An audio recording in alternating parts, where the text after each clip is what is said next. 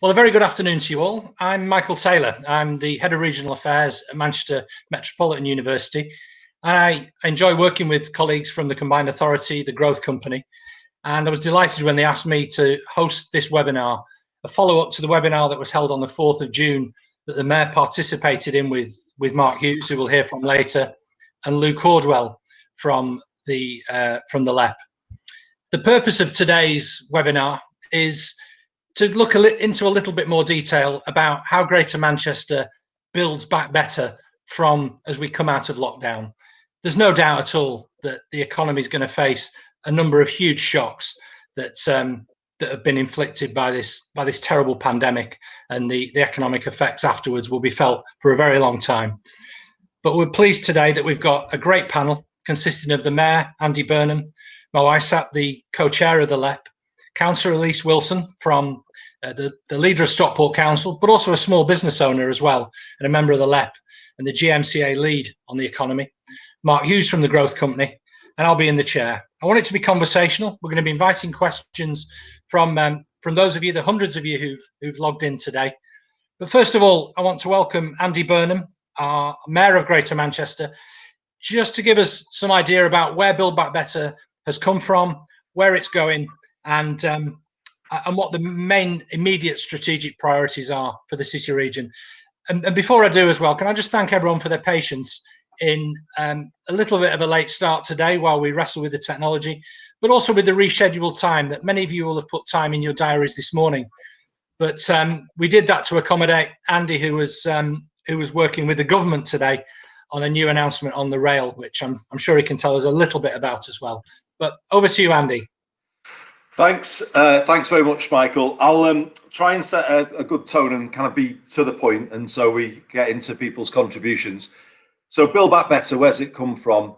It's basically a recognition that this is a unique chance to reset, to step back and think about how we're doing things and how we can do things differently, as we like to do in GM, and better.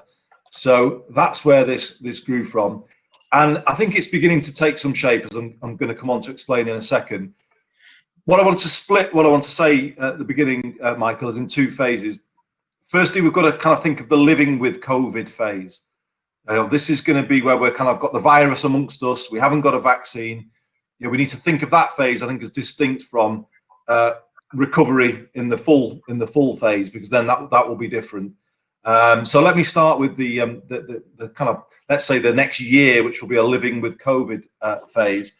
We are heading towards a winter without a vaccine. I'm sorry to start on a sort of downbeat note, but that's a fact. And I think we all have to have that in our minds, because we won't build back better if we kind of go out too soon and we don't get things right and we lose confidence and businesses are hit by that.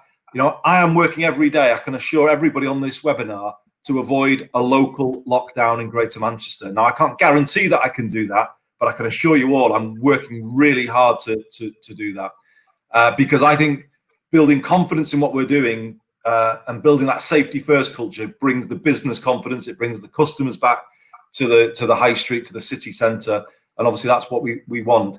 So just some sort of practical things. We're not yet where we need to be on what we call contact tracing in Greater Manchester. We had a big breakthrough last weekend where we got the government to agree to give our councils data, named patient data, on the cases of people testing positive.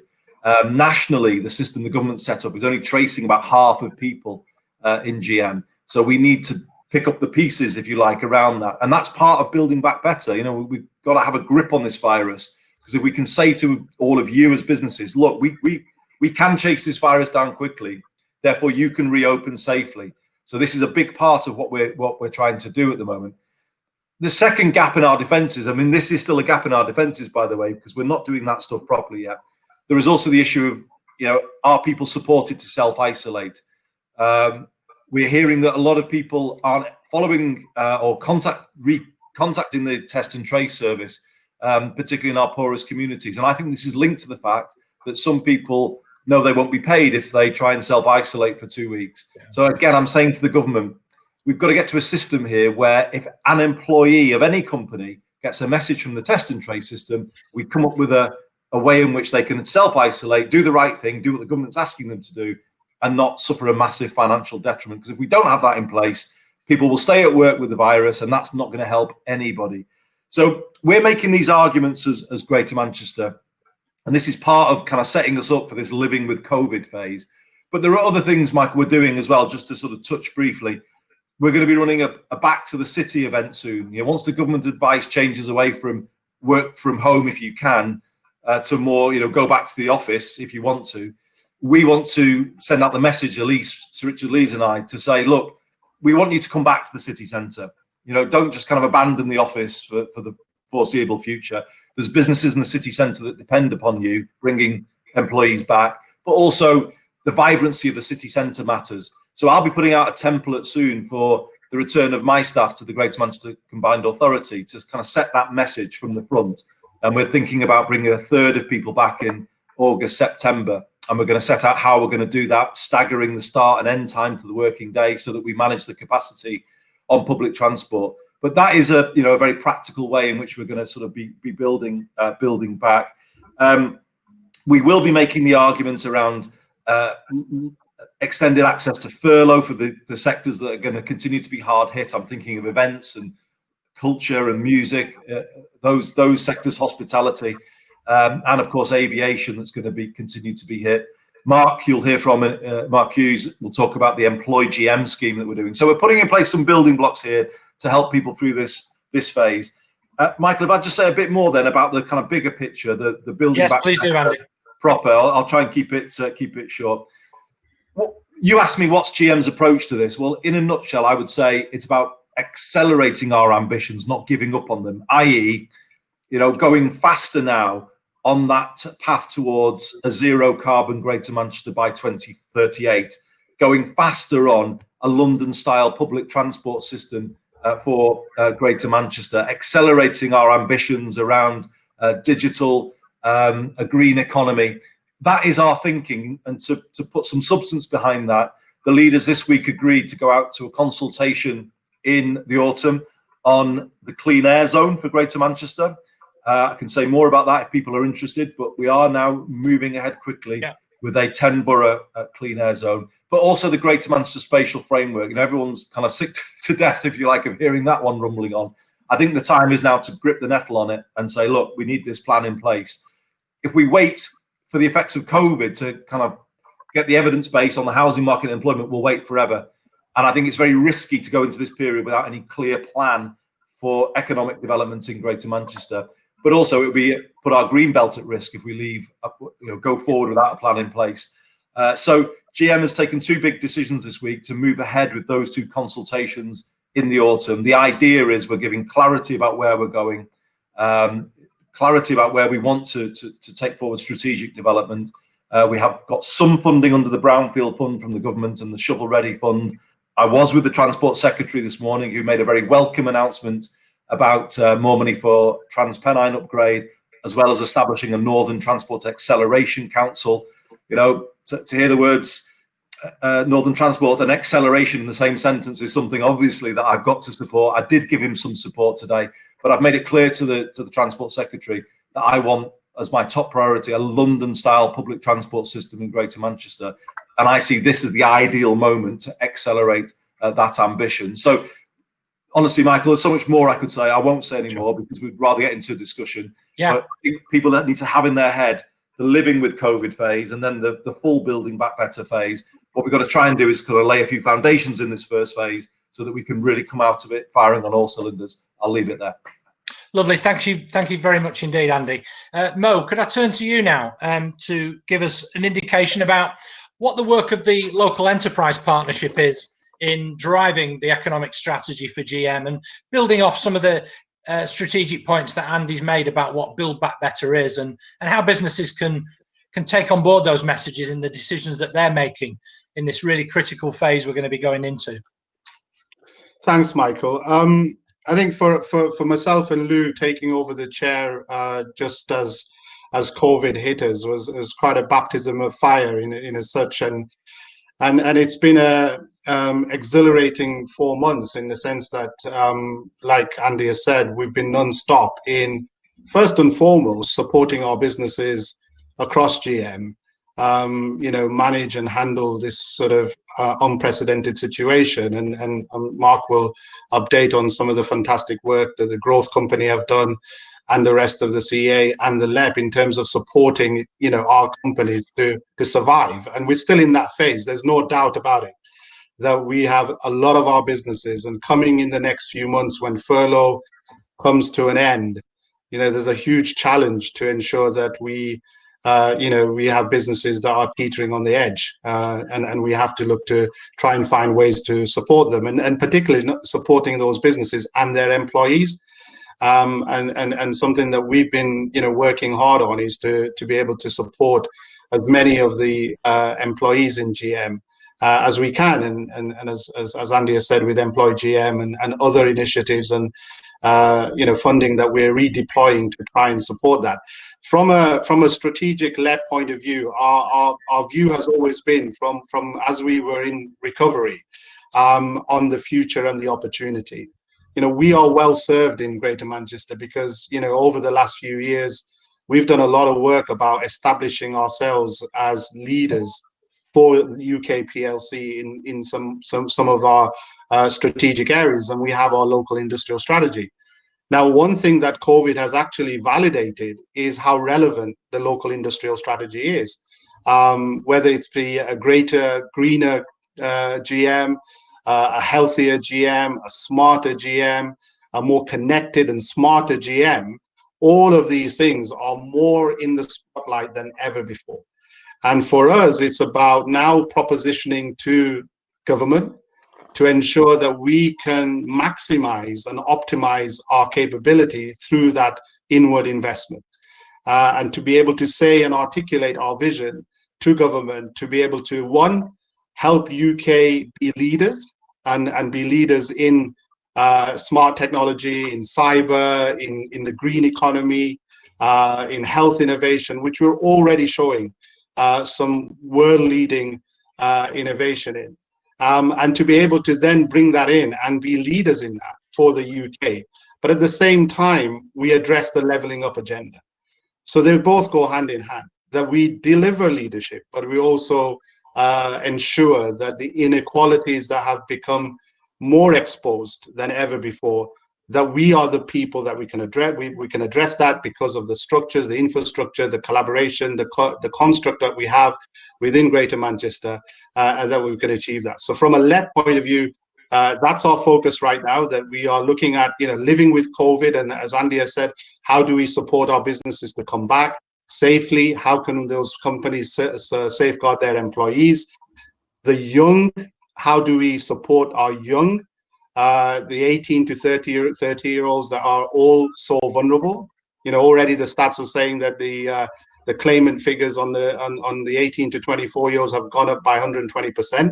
We know they're the most vulnerable, and we're working together, Andy and myself and Diane Modell, on the Young Persons Guarantee, and looking at how we as a business community can support young people from falling into that real situation of redundancy or unemployment, which is going to be long-term scarring. And we need to protect that workforce, because if we're going to build back better properly, we're going to need that generation to be able to be contributing to that situation. So we're doing a lot of work, and we've got things like Bridge GM, and we've got our sort of levy matching, which I'm sure will come on as well. So there's a hell of a lot of work going on, because one thing is for sure, Michael, that we may get a recovery which will increase in productivity, but the danger is that that productivity will not result in high employment, that we may still be suffering from serious, the figures are already coming through that, eye-watering. And if it's 4 million, 2 million, 2.5 million right now, and so what we don't want to have is, yes, we've got recovery, GVA is going up, we've got some level of bounce, but if our unemployment figures are going through the roof, then that's not recovery in its truest sense. And we've got to make sure that we as GM has the capability to deliver increased productivity and increased employment.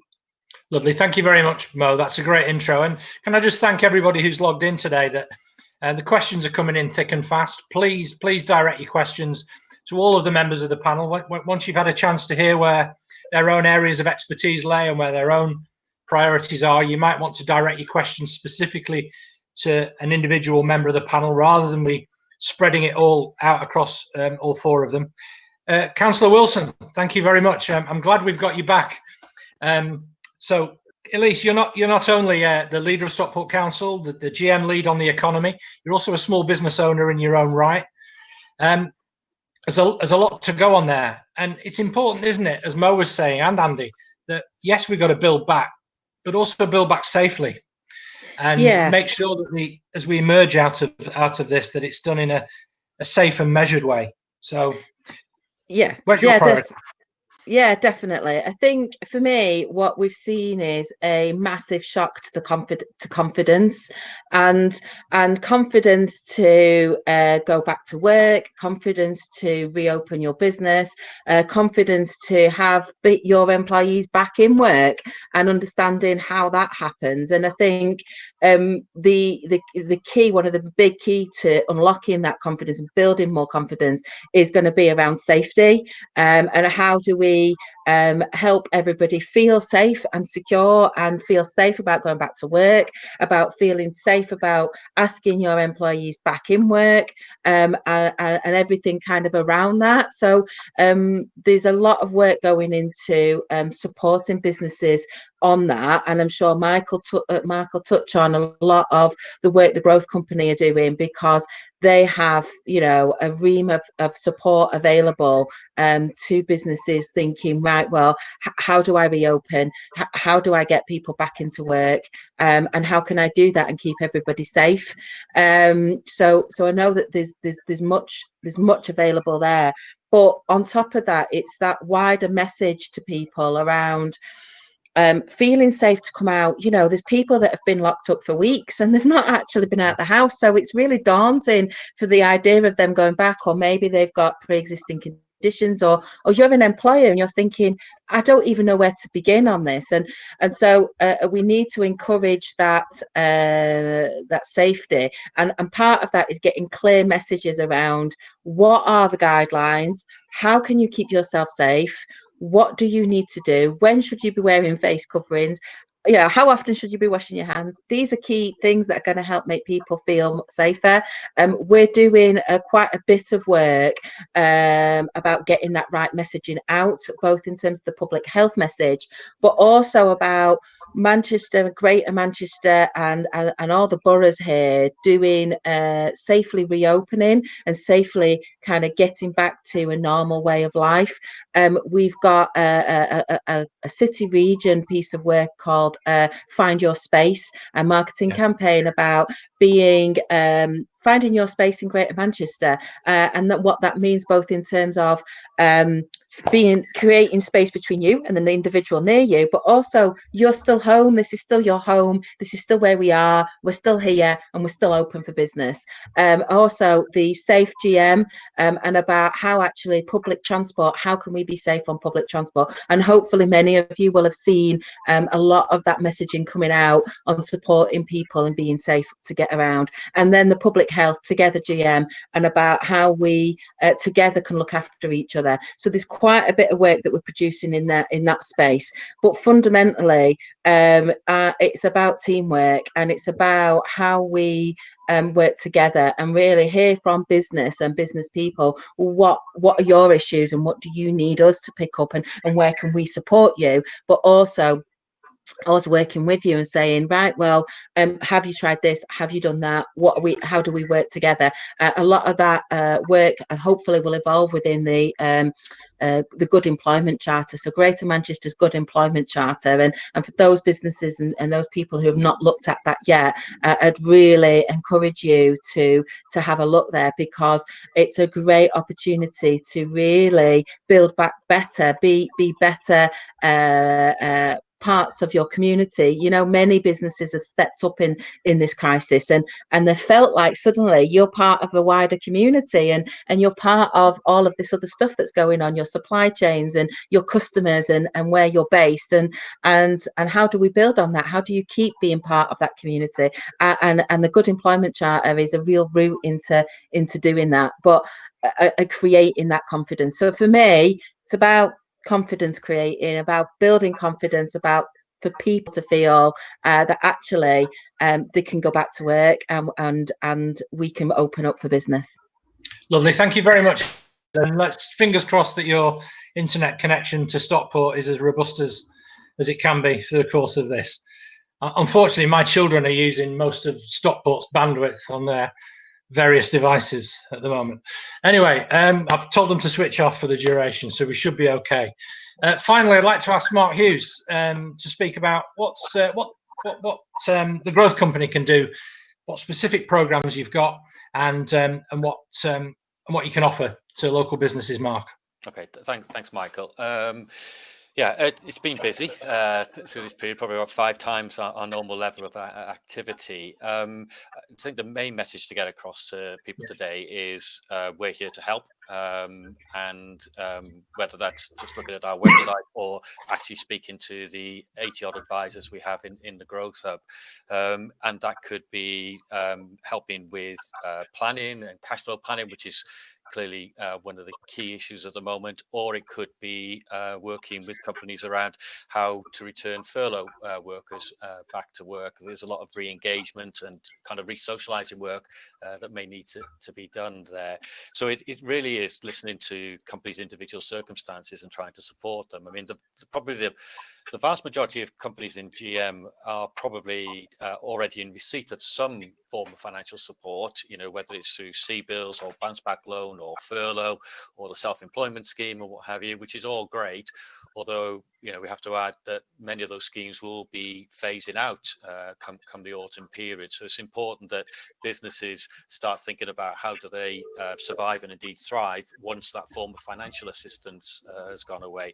And of course, there has been the assistance available through local authorities in GM, almost 500 million gone to 40,000 businesses in GM. So there is still support out there. As I said, one of the big focuses now is, and Andy, Mo and Elise have all mentioned the safe return to business. Some businesses never closed during this period, obviously, but now we've got successive waves of businesses opening. It's really important that those businesses do their risk assessment. Really important that they signal that they're COVID secure. Again, colleagues within the Growth Company can help them do that, along with colleagues in other trade associations as well. It's not all the Growth Company work in partnership with FSB, IOD, CBI, the Chamber. Lots of other organisations can help businesses in that reopening phase, and I would urge people to reach out to that. I've mentioned the furlough scheme, obviously unwinding. There is support available to both businesses through the Growth Hub around furlough, but importantly to the individuals as well. And this is provided through the Employ GM website that both Mo and Andy talked about. So if people want to go to that, there'll be help and guidance around retraining, possibly thinking about new and different careers, and about re-engaging within the workforce. So I'd flag those 2 entry routes to businesses and individuals going forward. So really, for me, the key message is there is support there. It possibly won't be everything that everybody wants, because there are gaps within the schemes that I think are well known now. And I don't think government is really going to fill some of those gaps. I think they've made that clear.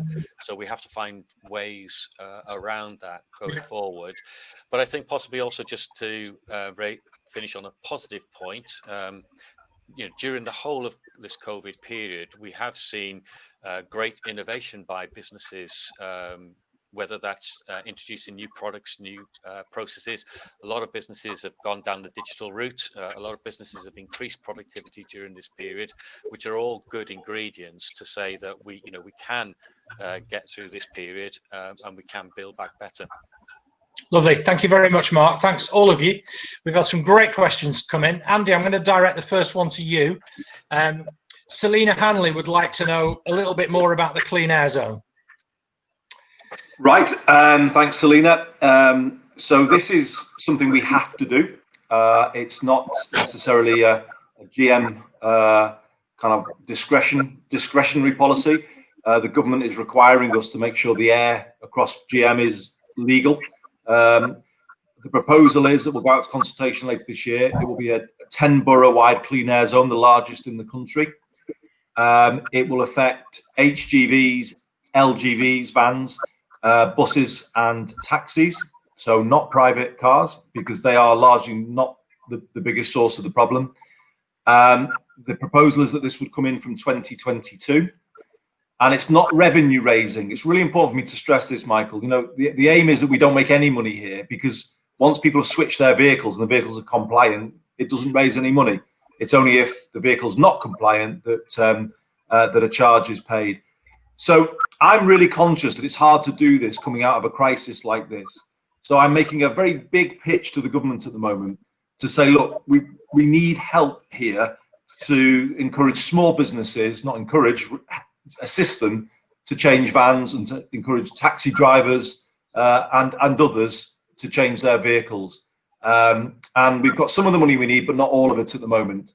But what I want to do, Michael, is make this a sort of moment of positive change. We have a plan to put more electric vehicle charging points in across the city region. We've already agreed that. We will have a bike hire scheme on the ground next spring. Chris Boardman is really bringing forward that through at the moment. People can see some cycling and walking infrastructure, either temporary or permanent, being introduced. So we are changing quite a lot in terms of the way Greater Manchester moves. But I think the moment has come to grasp this particular nettle and link it actually to the reform of public transport. So we've got the first electric buses on the streets of GM. People may have seen those. We want an entirely electric fleet. So effectively, I want the Metrolink to be the whole system. You know, it's all running on zero emissions. It's an integrated London-style system, as I said. And one of the things I didn't mention, Michael, which is linked to the Clean Air Zone, is a decision by GM leaders this week to consult on minimum licensing standards for all taxis in Greater Manchester, not just to clean them up, but actually to put new standards in place with regard to driver training, safety, all kinds of things. So the proposal is that we will move to a taxi fleet that is clean, but also will be black for Hackneys and white across all of GM for private hire. Right. And this, what I have in my mind here is we're becoming, you know, if you look at our skyline, we're becoming a world city. We've got that stature now, you know, clearly a city that's going forward, a modern looking city. But when you look on the ground, the transport isn't befitting of that city. If you arrive as a visitor at the airport, you'd be like, hang on, what's what here? And it's a simple thing, isn't it? You need a transport system that is easy, kind of consistent. You know, if all taxis were white across our 10 boroughs, I think that would really help visitors to the city region, and it would give a sense of raising the bar, raising standards. And of course, we want to move back to a bus system that's single livery as well, a fully integrated, high quality public transport system. So the Clean Air Zone, I think, can be a catalyst towards that as well, of course, as well as improving the air that people breathe and therefore the health of people, particularly in our poorest communities. So the intention isn't for there to be a congestion charge through the back door then? You can confirm. No, there isn't. And I've ruled that out. I mean, we went through that 10 years ago. This is a scheme that is about encouraging people to shift vehicle, but once they have, there's no revenue raising. It's, you know, it serves its purpose. We want it will have achieved success when it's raising no money at all. Yeah. Okay. The next question, I think it's in two parts. It's both for Councillor Wilson and for Mark Hughes. It's from one of our guests, Muhammad Ali. Let me say how he's phrased the question. There are many small businesses, primarily across the north of Greater Manchester, which are operating on a month-by-month basis and do not have much in terms of cash reserves. And the increased risk to them is that they'll go bankrupt. What are the plans moving forward to mitigate against that kind of risk, and what programmes are available? The reason I bring you in, Elise, is I don't think that is unique to the north of Greater Manchester. It's right across, isn't it? Across all parts of GM, the economy. So, Mark, could I ask you to address that question first on cash flow and cash reserves, and what conversations you're having with local banks? Yeah, unfortunately, what Mohammed is experiencing is all too common at the moment. What I would say to him is, please reach out to us.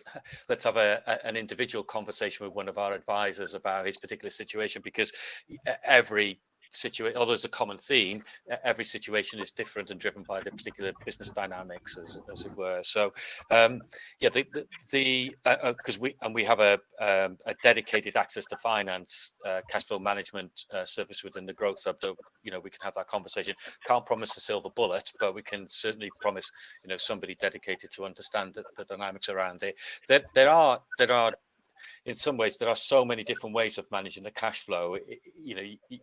It would be a superficial answer to say, there's this one way, whether you want to change the way you're doing lease factoring, change the way your whole balance sheet is structured, renegotiating your payment terms with the bank.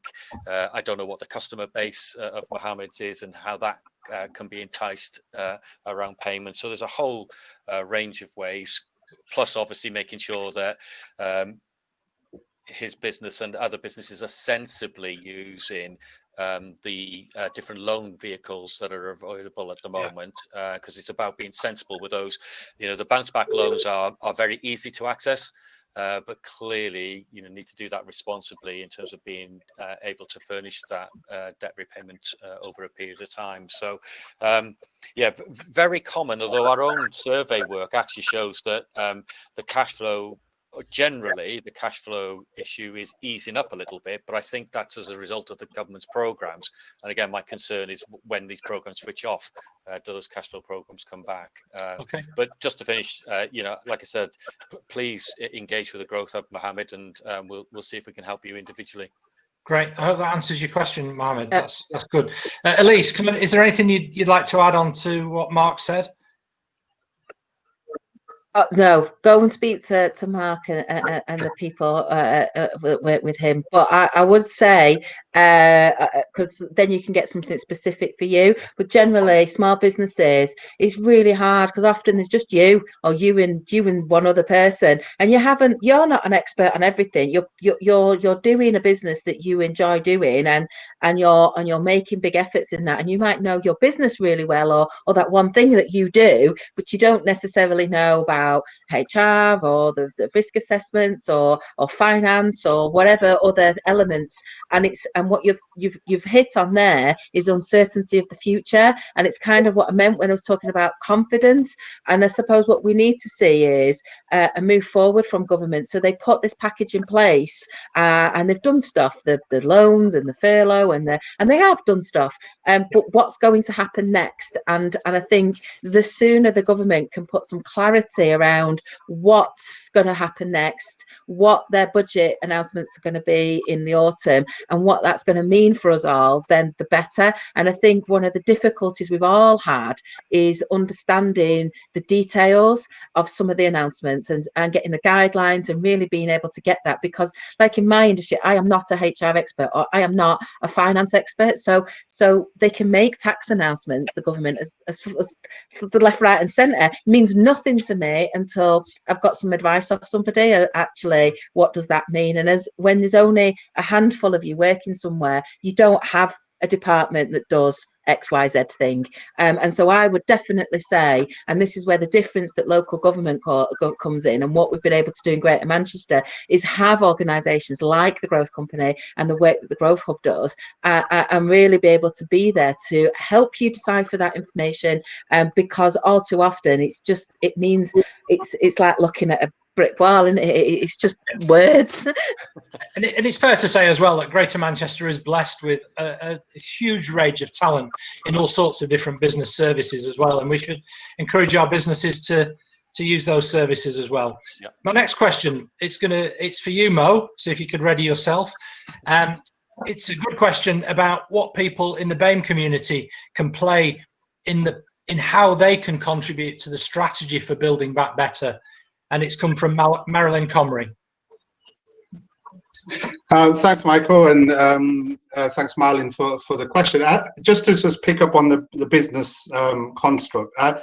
As a business owner myself, and having had a business career over 25 years, stretching from the northern quarter to Media City, and when we had the last major economic shock in 2008, 2009, I think one thing you learn as a business owner is, especially the smaller businesses, is that there is agility that you have within yourself to be able to move and pivot and protect your business. You have to take tough decisions. There's no two ways about it. You've got to take those tough decisions, but there is a way. And as much as look, no business owner really wants to become more indebted than they need to. It's more about how we speak to our customers and how we can sort of restructure our organization to survive and then to progress. And I think we've got some fantastically talented people, as you said, in our support, group business support area that can help in achieving that. And look, I've got the same pressures at this moment in time. There's no certainty in this. So I think there's a community there and we can support. To the question Marlon's posed, I think for me personally, and I have sort of some personal experience in the whole sort of how our communities work and how particularly our BAME community is able to make the contribution that it can, is I think business as a business person, and I speak this in a candid way in that, is that as businesses we've got to get single-minded about the whole diversity and inclusivity agenda. We as businesses can make a fundamental difference to how society and community functions in this context. But I think we're not going to get serious about it unless we make it a real problem, and unless we have real numbers to it, and unless we have real accountability to it. We have some amazing talent within our BAME communities, within all of our communities, no doubt about it. That's our strength. But it's not representative in our businesses, not representative within our sort of senior level boards and elsewhere. So we've got to make that happen, and business is absolutely the place where this can happen. And I say this very openly, that what is Build Back Better if we can't imagine a time that in every single one of our 1.3 million businesses, 124,000 businesses, I wish we had 1.3 million, we've got 1.3 million workers in employment, and hopefully we'll secure all of them, is that every single person is on the same journey, progressing in the same way, climbing the ladder in the same trajectory, same pace and same velocity, regardless of race, religion, creed, color, or society. That's Build Back Better. That's what we've got to achieve, because if we achieve that, then that great diversity, respect, unassimilated, authentic. One of the things I will say as a BAME person myself, that it's not just about race and race inequality. It's that the fact that you have to somehow assimilate, or you're not authentic enough. You have to be authentic, and business has to grasp the opportunity, because we've seen data that says unequivocally that the more diverse you are, the more able you are to include people. But diversity and inclusivity are two different things, Michael. Diversity is a numbers game.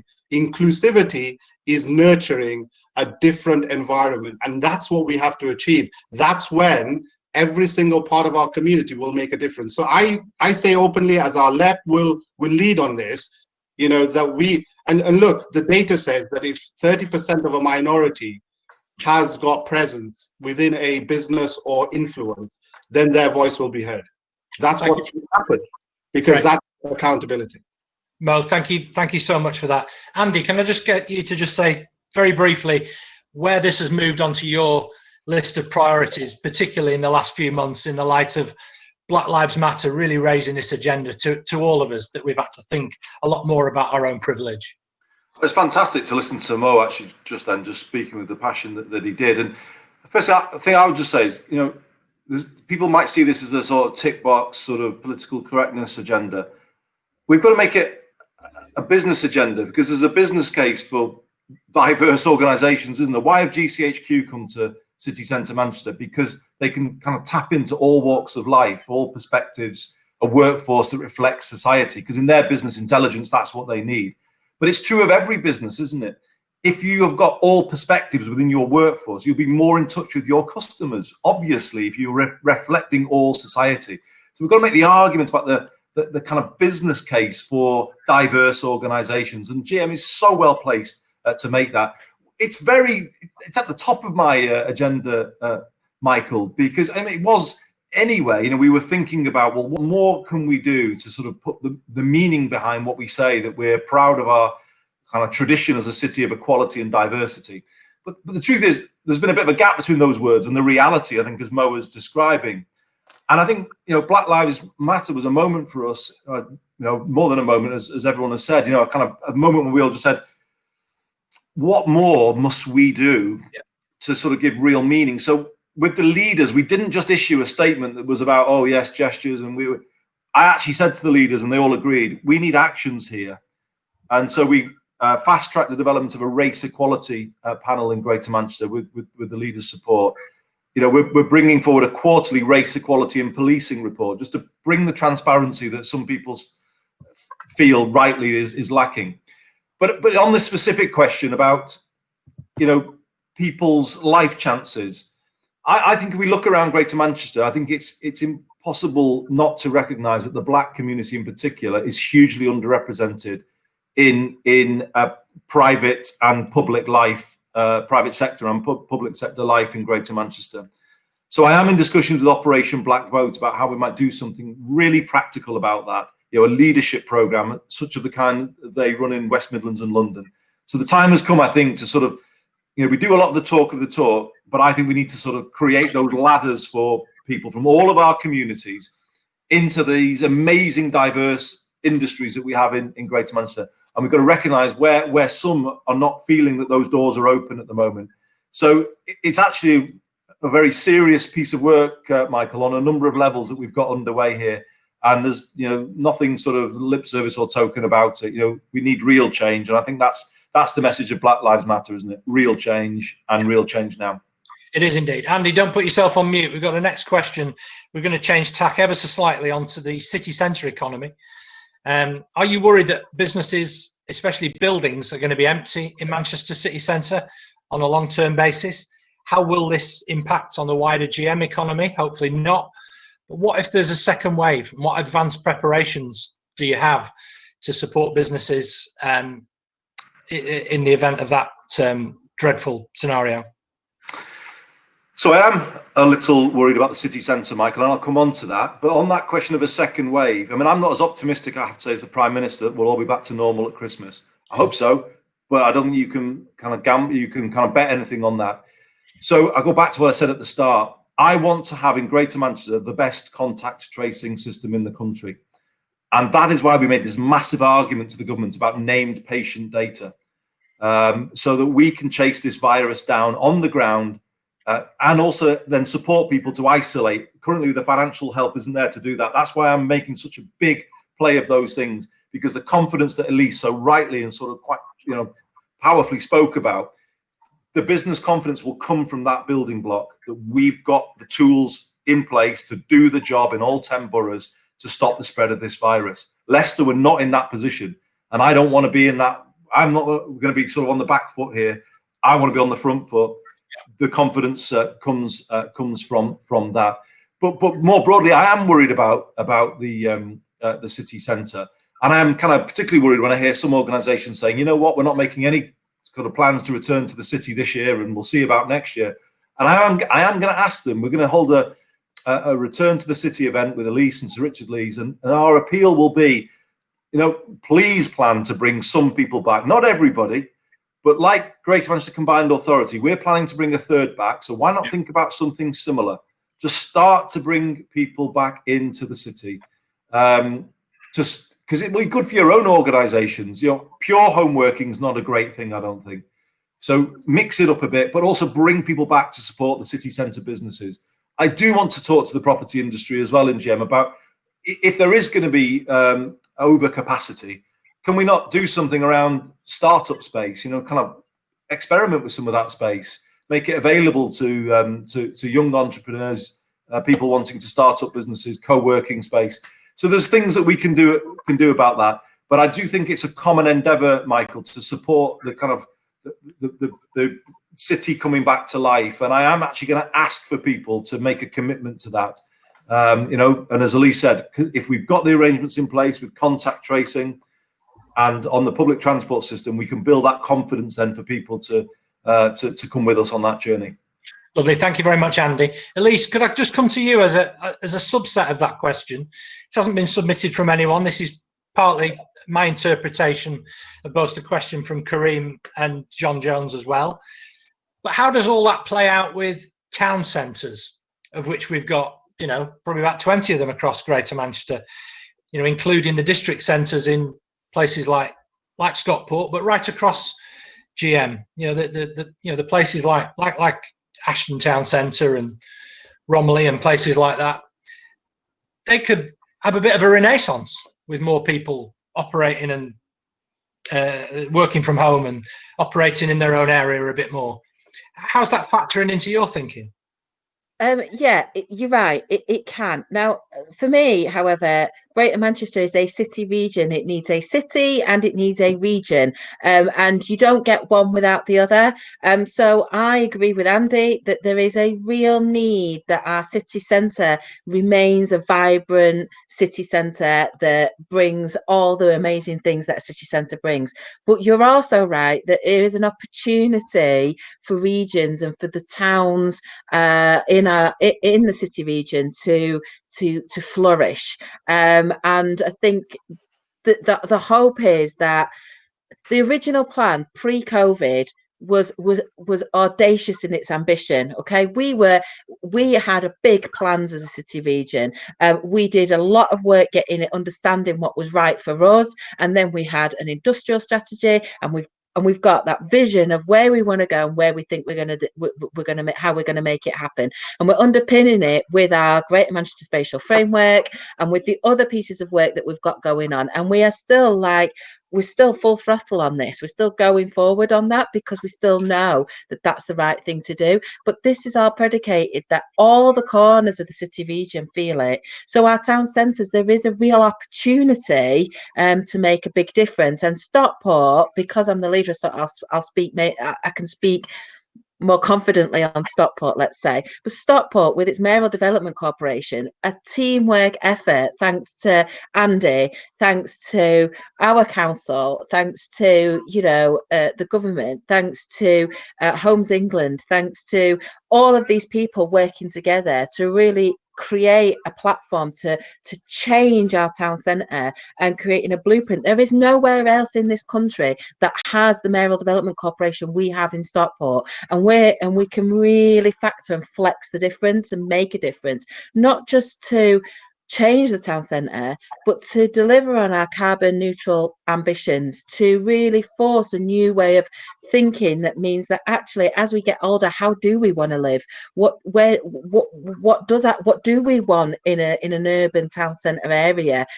How do we tackle climate change? What difference can all of that make, and how do we make that happen?